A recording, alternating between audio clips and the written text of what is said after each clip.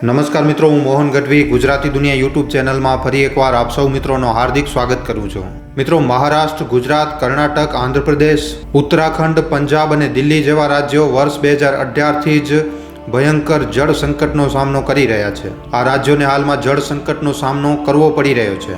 1.4 કરોડની આબાદી સાથે આજે આપણો ભારત દેશ દુનિયામાં સૌથી વધારે આબાદીવાળો દેશ છે અને આટલી મોટી આબાદીવાળા દેશમાં મિત્રો વધારે પૂરતા લોકો પાસે પીવાનો સાફ પાણી નથી. એવામાં એ જાણવું ખૂબ જ જરૂરી છે કે આ રાજ્યો જળ સંકટના મામલામાં આટલી ખરાબ હાલતમાં કેવી રીતે પહોંચી ગયા છે અને આ સૂકાની મારથી આપણા દેશને બચાવવા માટે ભારતની સરકાર શું કરી રહી છે. આ વિડીયોમાં આપણે આ તમામ પ્રશ્નોને સમજવાની કોશિશ કરીશું, માટે વિડીયોને છેલ્લે સુધી જોવા તેમજ લાઇક અને શેર કરવા ખાસ વિનંતી. મિત્રો, ધરતી ઉપર જે કુલ પાણી છે એનો 97% જે હિસ્સો છે એ સમુદ્રી પાણી છે, મતલબ કે ખાલી 3% જેવો ધરતી ઉપર પાણી છે જે પીવા લાયક છે. આમાંથી પણ 2.4% ગ્લેશિયર મિત્રો ઉત્તરી અને દક્ષિણી ધ્રુવોમાં મળે છે. હવે વધે છે 0.6% પાણી જે નદીઓ, તળાવો અને ઝીલોમાં રહેલો છે. પણ આજના સમયમાં મિત્રો આપણા ભારત દેશમાં નદીઓ કેટલી વધારે પ્રદૂષિત થઈ ચૂકી છે આ વાત આપણે બધા જાણીએ છીએ. મિત્રો, ટ્રિબ્યુન ઇન્ડિયાની એક રિપોર્ટની અનુસાર આપણે વાત કરીએ તો આપણા ભારત દેશની 46% નદીઓ પ્રદૂષિત છે અને આ જ સૌથી મોટું કારણ છે કે આપણા દેશમાં જે 80% જનતા છે એ ઝેરીલો પાણી પીવા માટે આજની તારીખમાં મજબૂર છે.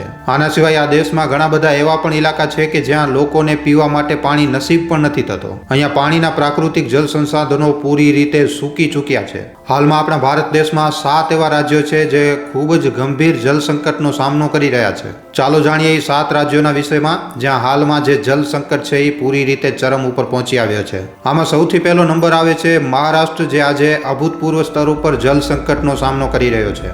જલાશયો, બાંધો અને ભૂજલના અત્યાધિક વપરાશના લીધે ભૂજલ સર્વેક્ષણ અને વિકાસ પ્રાધિકરણ મતલબ કે GSDએ અહીંયા રહેવાવાળા લોકોને ચેતવણી આપી છે. અહીંયા વર્ષ 2016થી હમણાં સુધી લગાતાર વરસાદમાં ઘટત આવી રહી છે, વરસાદ ઘટી રહી છે અને આ જ કારણ છે કે મહારાષ્ટ્રના લગભગ 751 જેટલા ગામો જળ સંકટના લીધે પ્રભાવિત થયા છે. આના કારણે મહારાષ્ટ્ર સરકારે ભૂજલ વિકાસ અને પ્રબંધન અધિનિયમ અને રાજ્યમાં જલ નિકાસી વિનિયમ પણ લાગુ કર્યું છે. પણ આનું કામ સારી રીતે ન થવાના લીધે આજની તારીખમાં પણ કોઈ ખાસ બદલાવ જોવા નથી મળી રહ્યો. આજની તારીખમાં મહારાષ્ટ્રના લગભગ 151 ગામો પાણીની અછત સામે લડી રહ્યા છે, જળ સંકટનો સામનો કરી રહ્યા છે.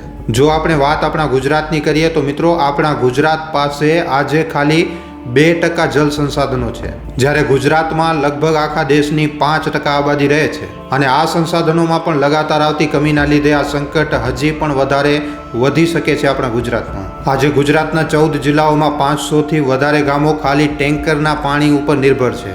પાણીની સ્થિતિ સૌરાષ્ટ્ર, કચ્છ અને ઉત્તર ગુજરાતમાં આનાથી પણ વધારે ખરાબ છે. આના સિવાય કર્ણાટકમાં જળ સંકટ એક બાજુ તો ગંભીર કૃષિ સંકટને પેદા કરી રહ્યું છે, ત્યાં જ બીજી બાજુ ઘરેલું પાણીની પણ અછત કર્ણાટકમાં થઈ રહી છે. આજે કર્ણાટકના 30 જેટલા જિલ્લાઓમાં મિત્રો 1900 જેટલા ગામો સૂકાનો સામનો કરી રહ્યા છે. બીજા રાજ્યોની વાત કરીએ તો આજની તારીખમાં મિત્રો અડધો ઝારખંડ સૂકેલો છે.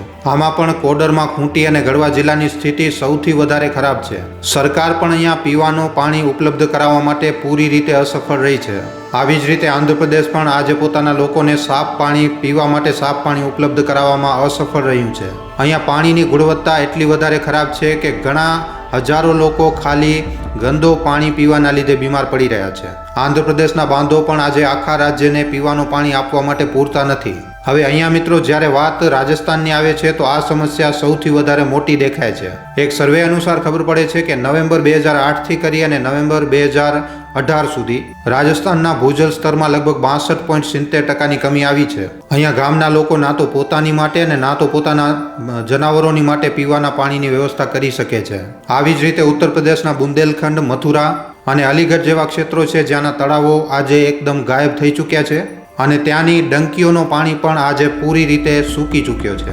આના સિવાય દેશના 3 પ્રમુખ શહેરો બેંગલુરુ, ચેન્નઈ અને દિલ્હી પણ અભૂતપૂર્વ સ્તર ઉપર જળ સંકટનો સામનો કરી રહ્યા છે. બેંગલુરુમાં કાવેરી બેસિનની હાલત આજે ખૂબ જ ખરાબ છે.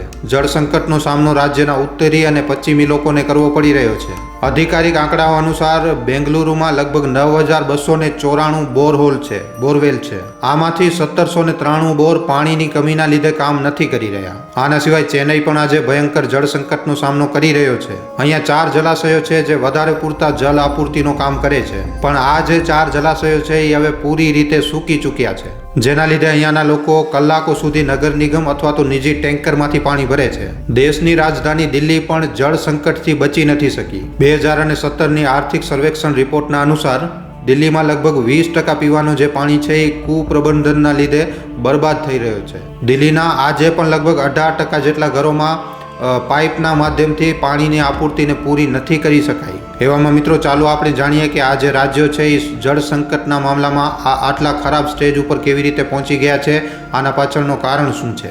જેમ કે આપણે વિડીયોની શરૂઆતમાં વાત કરી હતી કે આપણા ભારત દેશમાં લગભગ 200થી વધારે નદીઓ છે અને પીવાના પાણીનો સૌથી મોટો સ્ત્રોત પણ નદીઓ જ છે. અને આ નદીઓ આજના સમયમાં કેટલી વધારે પ્રદૂષિત થઈ ચૂકી છે આપણે આ બધું જોઈ શકીએ છીએ. આના સિવાય દેશમાં જે બીજો મુખ્ય સ્ત્રોત છે પીવાના પાણીનો એ છે ભૂજલ.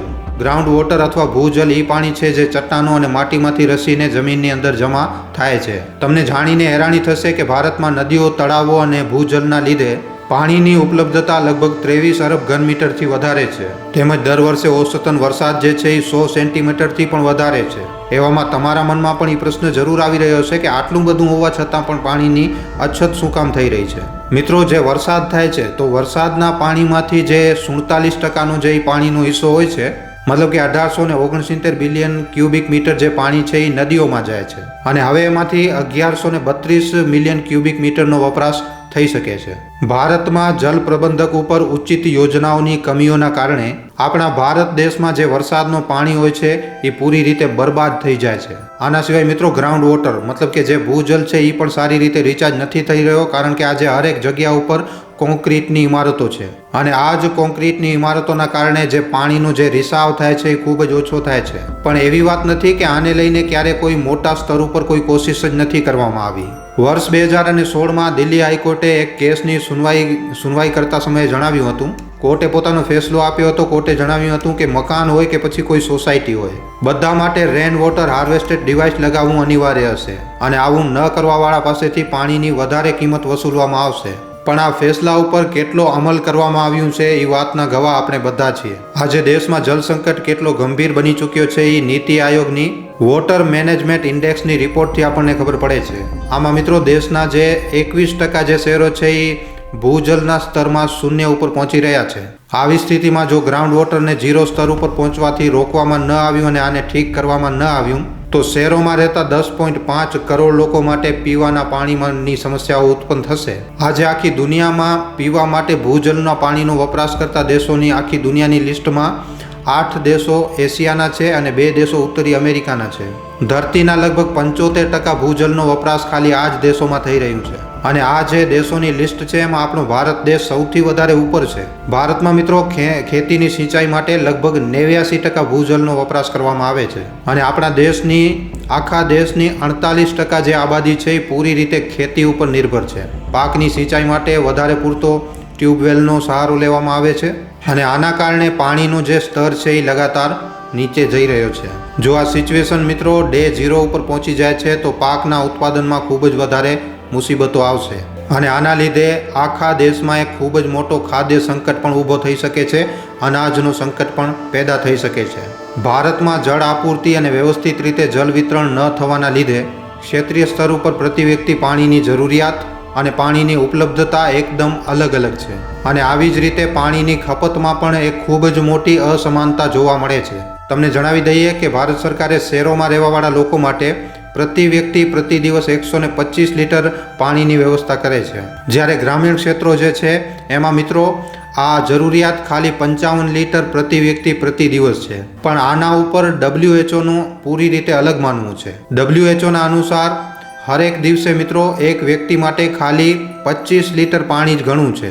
આના ઉલટામાં જો આપણે દિલ્હીની રિપોર્ટને જોઈએ તો મિત્રો હરેક વ્યક્તિ પ્રતિ દિવસ 272 લીટર પાણીનો વપરાશ કરી રહ્યો છે. તમને જાણીને હેરાની થશે કે આખી દુનિયાભરમાં પાણીના ઉપયોગની જે સીમા નક્કી કરવામાં આવી છે, તમને જાણીને હેરાની થશે કે આખી દુનિયામાં પાણીના વપરાશની જે સીમા નક્કી કરવામાં આવી હતી એમાં આ જે છે એ સૌથી વધારે છે. વૈજ્ઞાનિકોનું એમ માનવું છે કે ભૂમિનું જલભરણ પૂરી રીતે ન થવાના લીધે જમીનની જે નમી હોય છે એ નમી ખતમ થઈ રહી છે અને આના કારણે દેશમાં સૂકો વધી રહ્યો છે.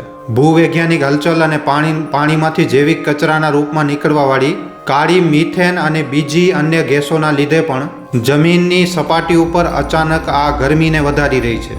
હવે મિત્રો, જો સમસ્યા આટલી વધારે મોટી છે તો આપણને એ જાણવું પણ જરૂરી છે કે સરકારનો આ વિષયમાં શું વિચારવું છે. ભારત સરકાર લગાતાર જળ સંકટ સામે લડવાની તૈયારીમાં લાગેલી છે. હમણાં સરકાર હર ઘર જલના પ્રોજેક્ટને 2025માં પૂરો કરવા માંગે છે. યોજનાના અનુસાર કેન્દ્ર સરકારે વર્ષ 2024 સુધી હરેક ઘર સુધી પાણીની આપૂર્તિનો લક્ષ્ય રાખ્યો છે. 2019માં ચાલુ થયેલી આ યોજનાનો 56.14% કામ પૂરો થઈ ચૂક્યો છે. જાન્યુઆરી 2024 સુધી નળ કનેક્શન સુધી પહોંચ રાખવાવાળા ગામોના આંકડા જે છે 108.7 મિલિયન સુધી પહોંચી ચૂક્યા છે. નળના આંકડા. આના સિવાય જળ સંકટ સામે લડવા માટે કેન્દ્ર સરકારે વર્ષ 2019માં તમે જાણતા હશો કે અટલ ભૂજલ યોજના બનાવી હતી. શરૂઆતમાં તમને જણાવી દઈએ કે આ દુનિયાનો સૌથી મોટો ભૂજલ સંરક્ષણ કાર્યક્રમ છે, જેમાં 7 રાજ્યોના 8,237 ગ્રામીણ પંચાયતોમાં આને લાગુ કરવામાં આવ્યું હતું. આની સાથે સાથે સરકારે 50,000 જલાશયોનું નિર્માણ કરવાનો પણ ફેસલો લીધો છે. આનું નામ છે અમૃત સરોવર, જેને 24 એપ્રિલ 2022માં શરૂ કરવામાં આવ્યું હતું. આ પ્રોજેક્ટને લઈને સરકાર ખૂબ જ વધારે આશાવાદી છે. પ્રોજેક્ટમાં હરેક વોટર બોડી 1 એકરની હશે, જેમાં 10,000 ક્યુબિક મીટર વોટર જે છે એ હોલ્ડ કરવામાં આવશે. સરકારે જલ સંરક્ષણ ઉપર કેન્દ્રિત જલ શક્તિ અભિયાન પણ ચાલુ કર્યું છે. જલ શક્તિ અભિયાનની શરૂઆત વર્ષ 2019માં catch the rain when it's ફોલની થીમ સાથે શરૂ થઈ હતી. આ પ્રોજેક્ટ ગામો અને શહેરોમાં વરસાદ જલ સંરક્ષણ ઉપર કેન્દ્રિત છે. પ્રી મોન્સૂન અને પોસ્ટ મોન્સૂન દરમિયાન રેન વોટર જે હોય છે એનો બરોબર રીતે વપરાશ કરવામાં આવે છે. અને આવી જ રીતે કૃષિ સિંચાઈમાં પણ વધારો કરવા માટે સરકાર લગાતાર પ્રયત્નો કરી રહી છે. અને આમાં પણ પ્રધાનમંત્રી કૃષિ સિંચાઈ યોજના જે છે એ સૌથી મુખ્ય છે. આ પ્રોજેક્ટ વર્ષ 2015-16માં લોન્ચ કરવામાં આવ્યું હતું, જેના લીધે ખેડૂતો સુધી પાણી પહોંચી શકે અને ખેતીમાં પાણીનો જરૂરી રીતે ઉપયોગ થઈ શકે. આવી રીતની યોજના ખેતીમાં પાણીના કમીને સોલ્વ કરવામાં ઉપયોગી સાબિત થઈ શકે છે. બસ મિત્રો, આપણને સમજવાનું ખાલી એ છે કે પાણીની જે સમસ્યા છે એ ખૂબ જ વધારે મોટી સમસ્યા છે અને આના માટે લગાતાર અને વ્યાપક પ્રયાસોની જરૂર છે. રાષ્ટ્રીય અને આંતરરાષ્ટ્રીય સ્તર ઉપર આ દિશામાં મિત્રો થોડાક સફળ કાર્યોથી આપણે શીખી તો જરૂર શકીએ. મિત્રો, તમારા માટે એક સારા વિષય ઉપર વિડીયો બનાવવામાં અમને ઘણો જ સમય લાગી જાય છે. માટે આ વિડીયોના બદલે અમે તમારા પાસેથી એક લાઇક અને એક શેરની આશા જરૂર રાખીએ છીએ, કારણ કે તમારી એક લાઇક અને એક શેર અમને આવા જ જાણકારીસભર વિડીયો બનાવવાની પ્રેરણા આપે છે.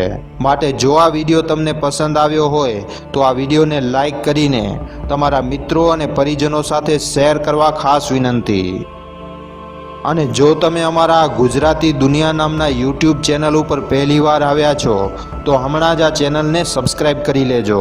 સબસ્ક્રાઈબ કર્યા બાદ બાજુમાં જે બેલ આઇકન જે ઘંટડીનું નિશાન આવે એને દબાવી નાખજો, જેનાથી અમારા દરેક વિડીયોની જાણકારી તમને નોટિફિકેશનના માધ્યમથી મળતી રહે. આખો વિડીયો જોવા બદલ આભાર. હવે આપણે મળીશું એક આવા જ નવા જાણકારીસભર વિડીયોમાં. ધન્યવાદ.